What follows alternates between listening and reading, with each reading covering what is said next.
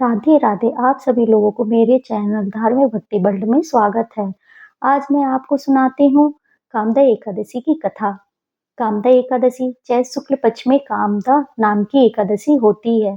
कहा गया है कि कामदा एकादशी ब्रह्म हत्या आदि पापों तथा पिशाचत्व आदि दोषों को नाश करने वाली है।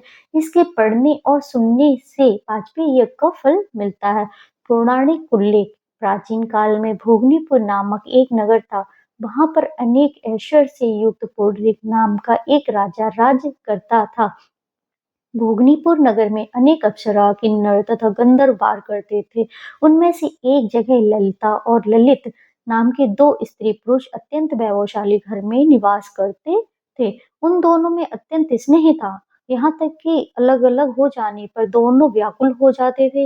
एक दिन गंधर्व ललित दरबार में गान कर रहा था कि अचानक उसे अपनी पत्नी की याद आई।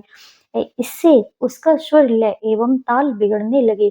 इस त्रुटि को कर्कट नामक नाग ने जान लिया और यह बात राजा को बता दी। राजा को ललित पर बड़ा क्रोध आया।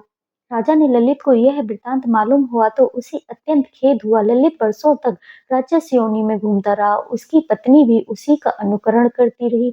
अपने पति को इस हालत में देखकर वह बड़ी दुखी होती थी। वह श्रृंगी ऋषि के आश्रम जाकर विनीत भाव से प्रार्थना करने लगी। उसे देखकर श्रृंगी ऋषि बोले कि हे सुवेग, तुम कौन हो और यहाँ किस लिए आई हो? ललिता बोली कि हे मुने, मेरा नाम ललिता है। मेरा पति ही राजा पुंडरीक के श्राप से विशालकाय राक्षस हो गया है।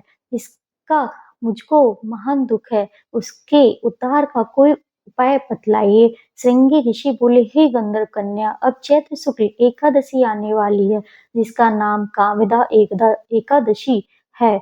इसका व्रत करने से मनुष्य के सब कार्य सिद्ध होते हैं। यदि तू कामदा एकादशी का व्रत कर उसकी पूर्ण का फल अपने पति को दे तो वह शीघ्र ही राक्षस योनि से मुक्त हो जाएगा और राजा का श्राप भी अश्वमेध शांत हो जाएगा। ललिता ने मुनि की आज्ञा का पालन किया और एकादशी का फल लेते ही उसका पति राक्षस योनि से मुक्त होकर अपने पुराने स्वरूप को प्राप्त हुआ।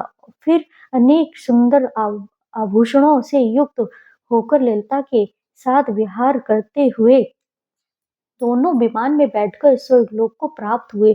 ऐसी मान्यता है कि इस व्रत को विधि पूर्वक करने से समस्त पाप नाश हो जाते हैं तथा राक्षस आदि की योनि भी छूट जाती है। संसार में इसके बराबर कोई और दूसरा व्रत नहीं है।